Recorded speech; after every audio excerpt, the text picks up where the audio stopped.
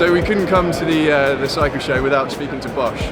Bosch, probably one of the biggest motor suppliers to the bikes that we sell, and certainly one of our favourites.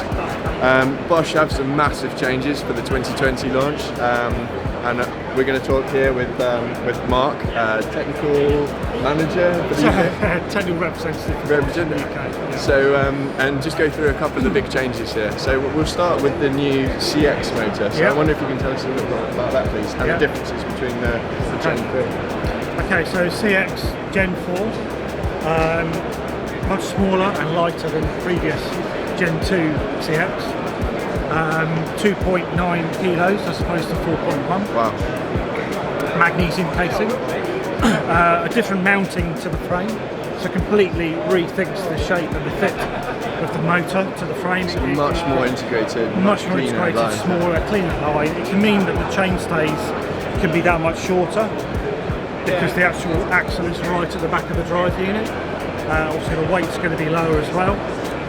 75 newton meters of torque, same as it was on the previous version, but you do get 340% assistance in turbo.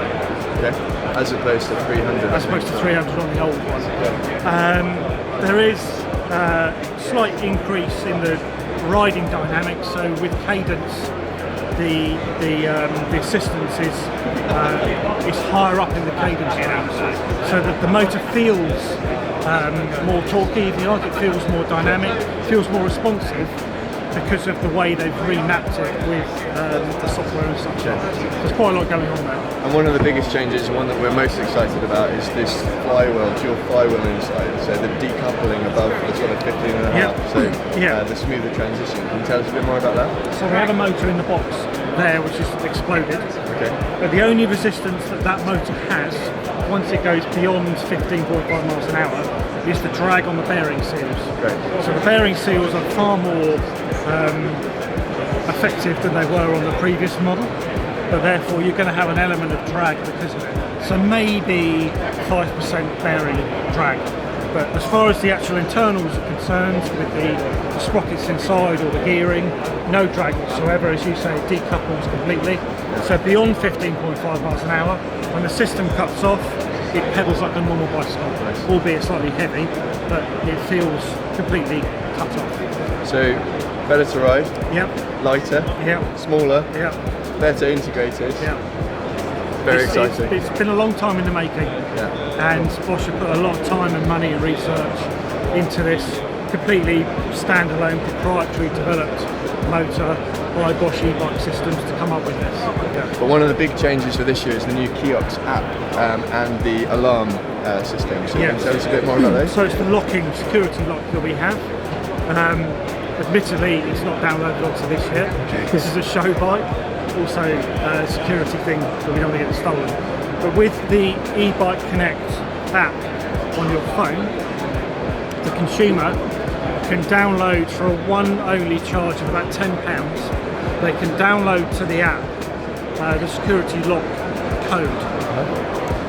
That will then pair to the Kiox, and that gives that Kiox a unique code which is part of this bike.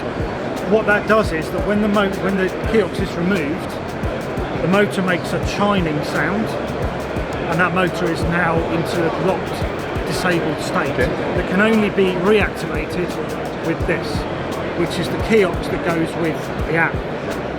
Okay, so the code in this is now linked to that motor, so when it goes back onto the bike, it does a single beep, and the motor is then activated. Great, cool. Okay, so the consumer, if they lose the Kiox or they lose the code, they would take the bike back to the store, and through the Bosch helpline we can then see if the bike has been registered legitimately. Obviously check the background of the bike to make sure that if it's stolen we can recover it, and that the customer has legitimately paid for the app, therefore we can issue a new code. Great, okay, cool. So another of the advancements, we can't really see it in this particular bike, and I'm not sure if it has, but new 625 watt hour battery, which is a massive thing. Obviously more range, more fun. Yes. Three things on this bike that we can talk about. Let's go and have a talk about the smartphone hub if we can. Okay.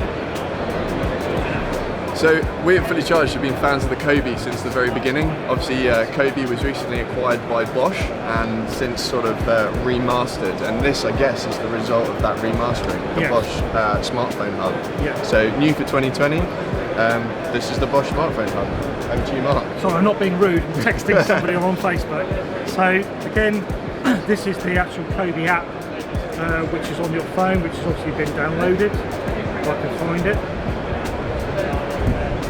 Sorry, I have to rejig this. There it is. Okay, so the customer has a smartphone hub here. They download the Kobe app, it Bluetooths to the smartphone device. Okay, so if we look at this, smartphone device is like a dual display effectively. So it's an aftermarket piece or OEM.